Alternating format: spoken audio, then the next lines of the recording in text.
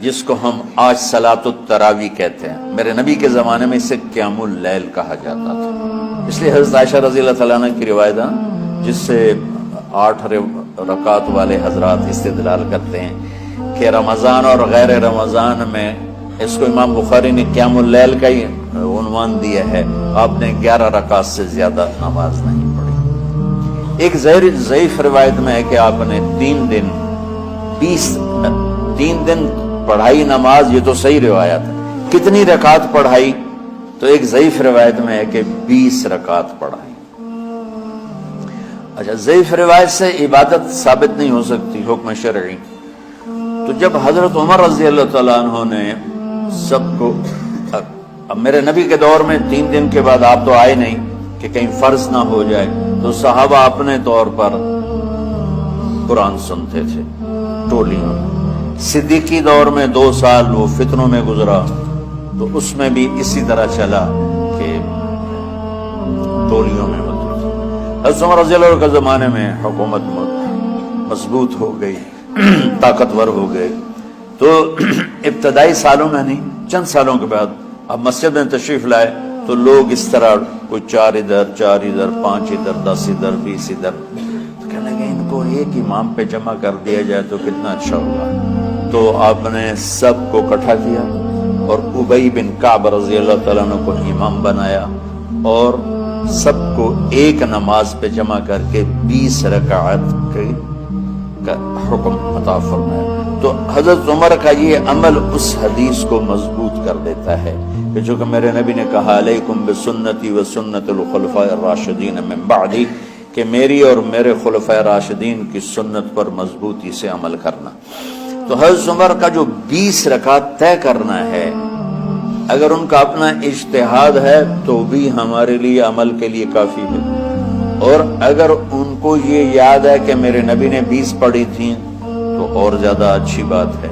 لیکن بہرحال جو 8 پڑھتا ہے ہمارا اس پہ بھی کوئی اعتراض نہیں، چونکہ وہ بھی حدیث کے ساتھ بات کرتا ہے، اور باقی پوری امت 20 پڑھتی ہے، ان پر بھی اعتراض نہیں۔ میں ایک جگہ سے گزر رہا تھا، نماز کا وقت ہو گیا، اہل حدیث کی مسجد تھی، میں وہاں نماز پڑھنے چلا گیا، تو ایک بہت بڑا اشتہار لکھا ہوا تھا 20 تراویح ثابت کرنے والے کو 5 لاکھ روپے انعام۔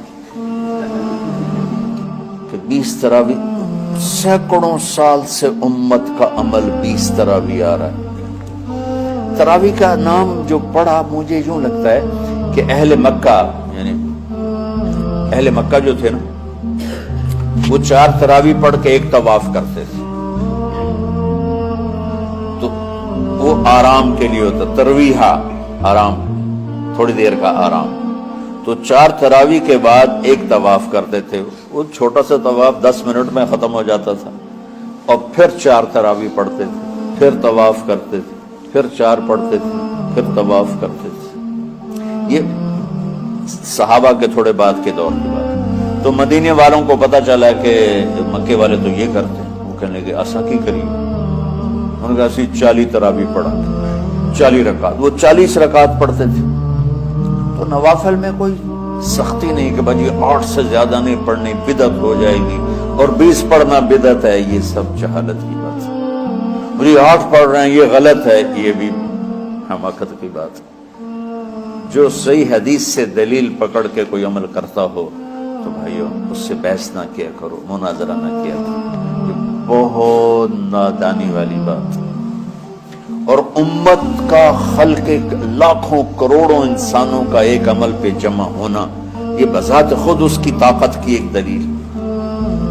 اور حرمین جب سے میرے رب نے حضرت عمر نے 20 رکعت شروع کی، آج تک وہاں بھی ساری مساجد میں 8 رکعت تراویح ہوتی ہے، لیکن حرمین کی مسجد میں 20 رکعت، ادھر بھی ادھر بھی۔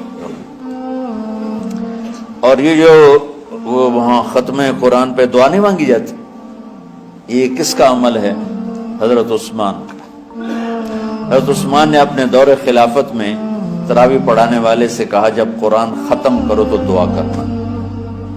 وہ کہنے لگے جی کیا دعا کروں؟ کہ جو تیرے دل میں آیا کرنا۔ تو ختم قرآن کی رات تراویح کی آخری رکعت میں من الجنت والناس کے بعد دعا کے لیے ہاتھ اٹھانا، یہ حضرت عثمان رضی اللہ تعالیٰ عنہ نے اس کو زندہ فرمایا. اور امام دعا کرتا تھا 1 منٹ 10 منٹ 20 منٹ جتنے بھی، اور پیچھے لوگ آمین کہتے تھے. وتر کی جماعت نہیں ہوتی تھی.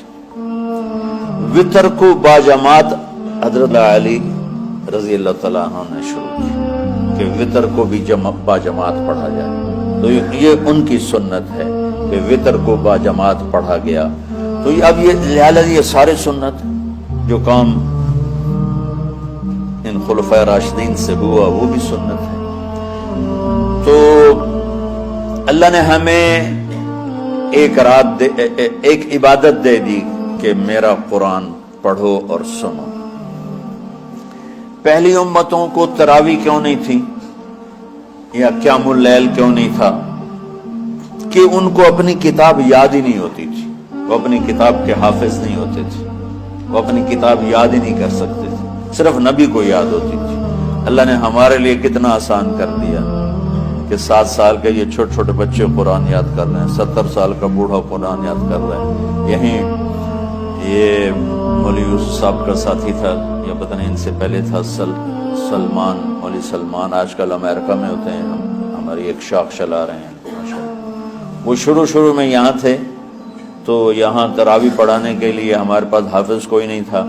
وہ حافظ نہیں تھے، وہ صبح بیٹھ کے شام تک 1 سپارہ یاد کرتے اور رات عشاء کی نماز میں سنا دیتے. 30 دن میں قرآن یاد کر کے سنا دی. مطلب یہ سنی سنائی بات نہیں، ہمارے اسی حسنین، اسی ممبر اور محراب کی بات ہے کہ یہیں اسی مسجد میں انہوں نے صبح سے مغرب تک یاد کرتے تھے اور پھر عشاء میں کھڑے ہو کے سنا دیتے تھے. پیچھے ہوتے تھے لقمہ کوئی دینے والا شاید، لیکن بہت خوبصورت پڑھ کے 1 دن میں یاد کر کے سنا دیا. اور ایک مجھے نام بھول گیا، 3 دن میں قرآن یاد کیا. 10 سپارے 1 دن میں یاد کیے، 10 دوسرے دن میں یاد کیے، 10 تیسرے دن میں یاد کیے. وَلَقَدْ يَسَّرْنَا الْقُرْآنَ لِلذِّكْرِ فَهَلْ مِن مُدَّكِرٍ. تو اللہ تعالیٰ نے اس کو نصیحت کے لیے بھی آسان کیا ہے اور یاد کرنے کے لیے بھی آسان کیا ہے. کوئی کتاب پہلے یاد نہیں ہوتی تھی کسی کو. ماشاءاللہ تم میں کتنے حفاظ بیٹھے ہیں اللہ کے فضل سے. تو اللہ نے ہمیں رات کی نماز عطا فرمائی، اور چونکہ یہ ایک مشقت ہے تو میرے نبی نے کہا یہ رات کی نماز کے ہر سجدے پر 1500 نیکی لکھی جاتی، 1500 نیکی لکھی جاتی. اور اللہ تعالیٰ ہر سجدے پر جنت میں ایک محل بناتا ہے جس کے 60,000 سونے چاندی کے دروازے ہوتے ہیں، اور ایک درخت اس کے لیے لگاتا ہے جس کے نیچے 100 سال گھوڑا دوڑ سکتا ہے. تو رمضان کا اہتمام آپ رجب سے شروع فرما دیتے تھے. میرے نبی نے 9 رمضان دیکھے، 9 رمضان اپنی زندگی میں، 9 رمضان. 10ویں رمضان سے پہلے آپ اللہ کے پاس تشریف لے گئے. آپ کی زندگی میں روزے فرض ہونے سے آپ کی وفات تک 9 رمضان گزرے. اور میں قربان جاؤں اپنے نبی پر، اپنی امت پہ کیسی شفقت تھی. آپ سحری کھاتے تھے بالکل آخری وقت، ادھر بلال اذان دے رہا ہے اور ادھر آپ آخری لقمہ کھا رہے ہیں، اور ادھر سورج نیچے ہوا اور آپ کھجور منہ میں. ایک آدمی اوپر کھڑا ہوتا تھا مدینے میں تو وہ چھت پہ، گھر کی چھت پہ کھڑا ہوتا تھا.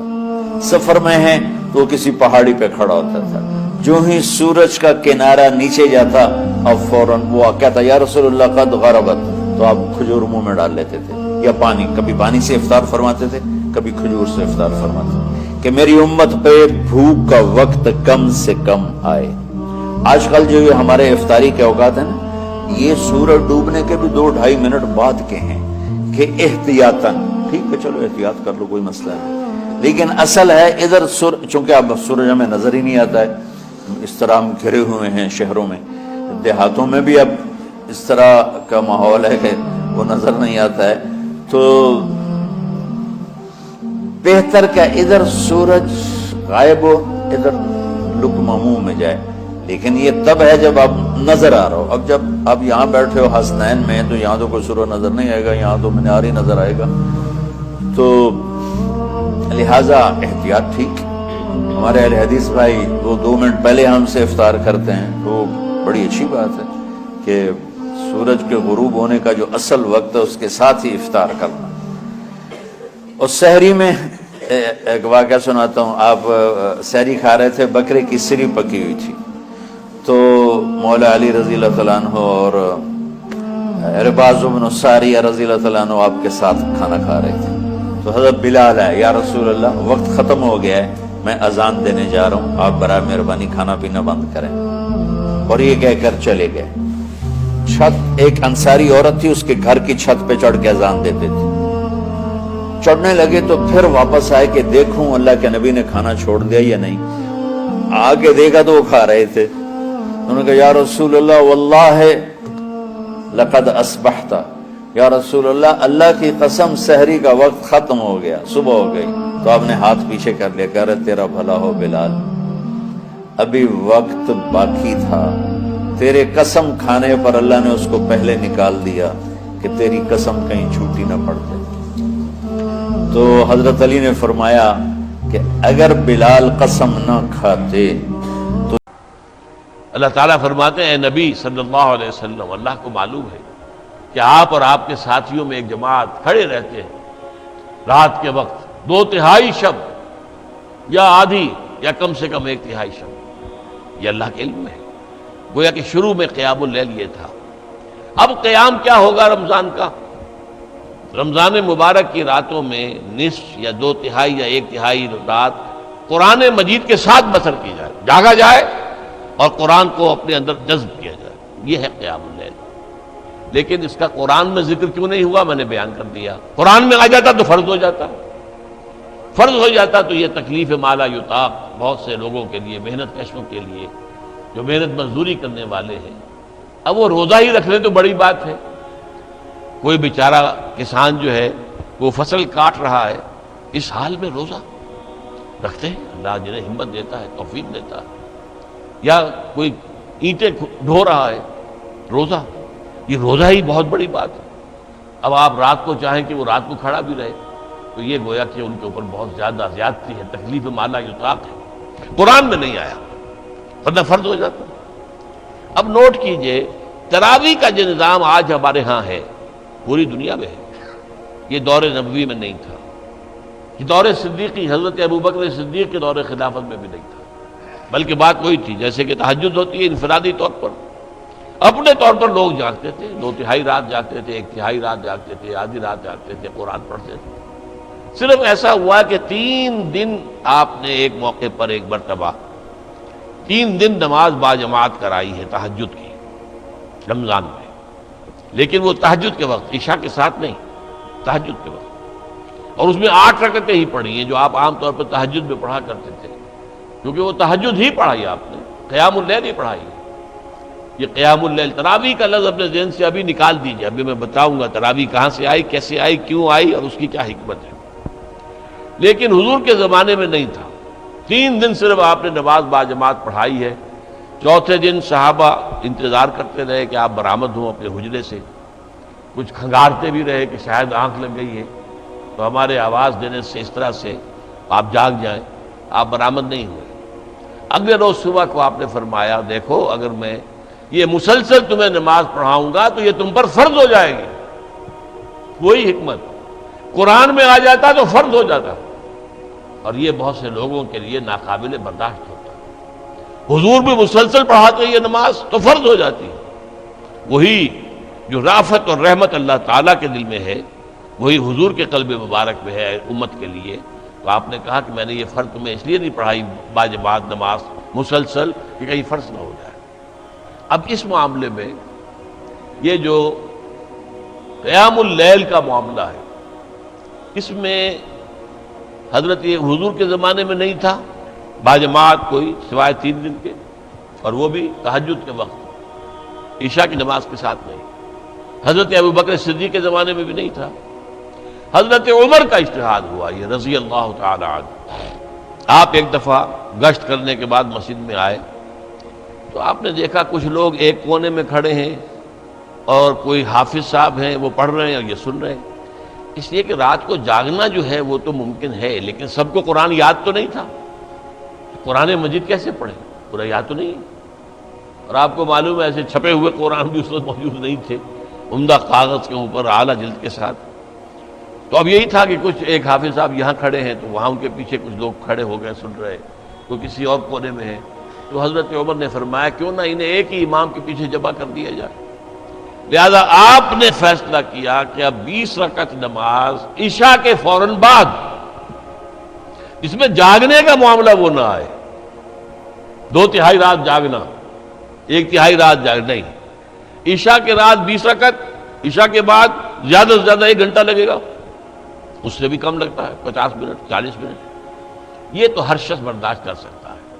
تو گویا کہ اصول کیا ہوا کہ ما لا یدرک کلہ لا یترک کلہ. اگر کوئی چیز بتمام و کمال حاصل نہیں کی جا سکتی تو اسے بالکل چھوڑ نہیں دینا چاہیے، کچھ جو بھی حاصل ہو سکتا ہے وہ لے لینا چاہیے. اس حکمت کے تحت حضرت عمر کا یہ فیصلہ ہے. ورنہ اصلاً صیام اور قیام یہ بالکل متوازی دونوں چیزیں ہیں. وہ حدیث آپ نے سنی ہوگی، حضور نے فرمایا من صام رمضان ایمانا و احتسابا غفر له ما تقدم من ذنبه. جس نے رمضان کے روزے رکھے ایمان کے ساتھ اور اللہ سے اس کا اجر مانگتے ہوئے، اجر طلب کرتے ہوئے، اس کے پچھلے سارے گناہ معاف ہو جائیں. ومن قام رمضان ایمانا و احتسابا غفر له ما تقدم من ذنبه. اور جو رمضان میں کھڑا رہا، رات کو جاگتا رہا ایمان اور احتساب کے ساتھ، اس کے بھی پچھلے سارے گناہ معاف ہو جائیں. ایک اور حدیث ہے بہت پیاری ہے، یہ حضرت عبداللہ ابن عمرو بن العاص رضی اللہ تعالیٰ عنہما سے ہے. وہ فرماتے ہیں کہ حضور نے ارشاد فرمایا الصیام والقرآن یشفعان للعبد. روزہ اور قرآن بندے کے حق میں شفاعت کریں گے قیامت کے دن. یقول الصیام، روزہ یہ کہے گا اے رب، اے پروردگار، منعتہ الطعام والشہوات بالنہار، میں نے تیرے اس بندے کو دن کے وقت کھانے پینے سے روکے رکھا، قضاء شہوت سے روکے رکھا. حالانکہ بیوی موجود تھی اور اس کے لیے حلال راستہ موجود تھا، لیکن رکا رہا. کیوں؟ میری وجہ سے کہ روزہ ہے. تو میری شفاعت اس کے حق میں قبول فرما. وَيَقُولُ القرآن، قرآن کیا کہے گا مَنَعْتُهُ النَّوْمَ بِاللَّيْلِ، میں نے اسے رات کے وقت سونے سے روکے رکھا. فَشَفِّعْنِي فِيهِ، تو میری شفاعت اس کے حق میں قبول فرما. فَيُشَفَّعَانِ، حضور فرماتے ہیں دونوں کی شفاعت قبول کی جائے گی. اب سوال یہ ہے کہ اس تراویح کی نماز میں کتنی کچھ رات کو آپ کا جاگنا ہو جاتا ہے. آج کل 11 ساڑھے 11 سے پہلے کچھ ہوتا ہے، عام طور پر تو 12 بج جاتے ہیں. یہ عشاء کی نماز کے ساتھ اگر اضافی آپ 1 گھنٹے جاگ دیے تو کیا یہ منعتہ النوم باللیل اس کے مصداق بن گیا؟ نہیں. یہ چیز اصل میں حضرت عمر کا اجتہاد ہے. اور چونکہ ہمیں حکم ہے علیکم بسنتی و سنت الخلفاء الراشدین المہدیین، اے مسلمانوں تم پر لازم ہے میری سنت کا اتباع اور میرے خلفاء راشدین المہدیین کی سنت کا اتباع. لہذا اہل سنت والجماعت کے جو چاروں مسلک ہیں ان میں تراویح کا یہ نظام ہے. اہل حدیث حضرات اس کو نہیں مانتے، 20 کی بجائے 8 پڑھتے ہیں. حضور سے 8 ثابت ہے، یہ صحیح ہے، حضور سے 8 ہی ثابت ہے. کہ حضور سے تو پھر صرف 3 دن کی ثابت ہے. یا تو پھر پورا اگر حدیث پر عمل کرنا ہے تو یہ پورے رمضان میں تراویح پڑھنا آپ کے لیے درست نہیں ہوگا. پھر 3 دن پڑھائیے صرف، باقی انفرادی پڑھے لوگ. لہذا یہ بات یہ ہے کہ ہمارے لیے حضرت عمر کا اجتہاد، حضرت عمر نے خود اسے بدعت قرار دیا. پھر ایک اور موقع پر آپ مسجد میں داخل ہوئے، دیکھا لوگ پڑھ رہے ہیں، امام کے پیچھے کھڑے ہیں، پوری جماعت ہے، سکون کے ساتھ قرآن سن رہی ہے. تو آپ نے تبصرہ فرمایا نعم البدعۃ ھذہ، یہ ایک اچھی نئی بات ہے جو ہم نے شروع کی ہے. نئی بات ہے، دور نبوی میں نہیں تھی، دور صدیق اکبر میں نہیں تھی. تو نعم البدعۃ ھذہ، یہ ہم نے ایک نئی بات جو شروع کی، بہت اچھی ہے، بہت خوبصورت ہے، بہت عمدہ ہے. یہ ہے اصل میں قیام اللیل کا اصل مقصد. اس سے یہ تراویح کا جو ہے یہ کہ بالکل محروم نہ رہ جائے تو اس حد تک تو بالکل ٹھیک ہے، یہ 20 رکعتیں. لیکن یہ کہ اس کے اوپر اکتفا کر لینا یہ بدقسمتی ہے. اس میں خیر تو یہ مضمر ہوا کہ سب مسلمان کچھ نہ کچھ تو مستفید ہو گئے نا. ورنہ سب رات کو 2/3 آدھی یا 1/3 رات جاگنا مشکل ہو جاتا. کچھ نہ کچھ تو سب کو حاصل ہو گیا. لیکن اس کا ایک برا نتیجہ یہ نکلا ہے کہ وہ قیام اللیل سرے سے اوجھل ہو گیا دنوں سے. تراویح ہی کو مستقل اور ہمیشہ کے لیے بات سمجھ لیا گیا، سمجھ لیا ہے کافی ہے. نہیں بھائی، یہ تو کم سے کم ہے. یہ حضرت عمر کا مقرر کردہ نظام تمام لوگوں کے لیے ہے. لیکن جو لوگ روزے کی برکات سے اور رمضان کی برکات سے صحیح طور پر مستفید ہونا چاہیں، ان کے لیے یہ کہ رات کا دہائی یا آدھا یا 2/3 رات جا کر گزاریں. اب اس کا طریقہ کیا ہو؟ اب ہمارے ہاں کیا ہے، وہ 20 تراویح جو پڑھتے ہیں، وہ قاری صاحب یا حافظ صاحب جو سناتے ہیں، وہ لوگوں کو کیا پتہ کیا انہوں نے سنا، کیا انہوں نے پڑھا. اکثر و بیشتر تو پڑھنے والے کو پتہ نہیں ہوتا میں کیا پڑھ رہا ہوں. یہ اکثر تراویح پڑھانے والے جو ہے حافظ ہوتے ہیں، عالم نہیں ہوتے. حافظ ہیں، وہ الفاظ جو قرآن کے وہ تو یاد کیے ہوئے ہیں، ان کا مفہوم تو انہیں معلوم نہیں ہے. وہ فارغ التحصیل تو نہیں ہے، عالم تو نہیں ہے، عربی زبان تو انہوں نے نہیں پڑھی ہے. اب یہ جو ہے تو اس سے یقیناً وہ ایک تقاضا پورا ہو گیا، حضرت عمر کے فیصلے پر عمل بھی ہو گیا. اس کا ثواب بھی لازماً ملے گا، لازماً ملے گا، لازماً ملے گا. ایک آدمی ہے، وہ 20 رکعتیں پڑھ رہا ہے، قرآن سن رہا ہے، اس نے اپنا وقت لگایا ہے، قوت سے صرف کر رہا ہے اور اپنی طاقت لگا رہا ہے، تو یقیناً ثواب ملے گا. لیکن وہ قرآن اور رمضان کی اصل برکت وہ اس کو حاصل نہیں ہو سکتی. وہ تو یہ کہ سمجھ کر سنے، پڑھنے والا بھی وہ ہو جو سمجھ کر پڑھ رہا ہو، اور سننے والے بھی وہ ہو کہ جو کچھ سنے وہ سمجھے.